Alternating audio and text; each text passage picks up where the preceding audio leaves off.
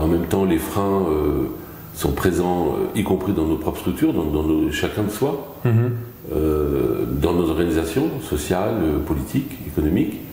Et en même temps, on voit bien que ça s'accélère parce que les enjeux montrent des premiers signaux des climatiques, sur évidemment maintenant la question de l'eau qui va devenir extrêmement dure.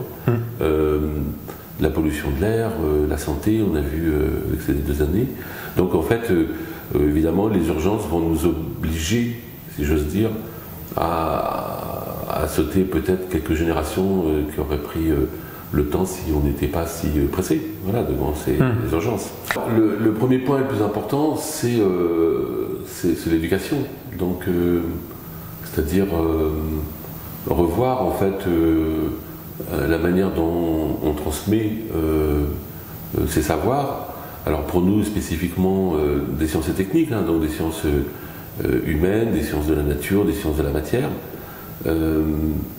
Et donc avec cette difficulté que tout va très vite et que mettre à jour les connaissances et les réponses potentielles aux problèmes qu'on a affrontés, c'est un exercice qui demande en fait à l'acte éducatif aussi d'être très rapide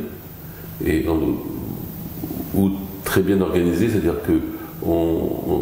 qu'on s'appuie sur la démarche, on s'appuie sur des process qui permettent à tout un chacun de fabriquer ses propres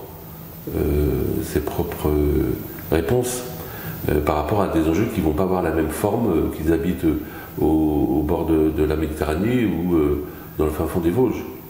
Donc il va falloir former des jeunes à réfléchir par eux-mêmes et pour mettre en place des solutions adaptées, localisées aux problèmes qu'ils ont à gérer. Donc il faut changer les façons aussi d'enseigner.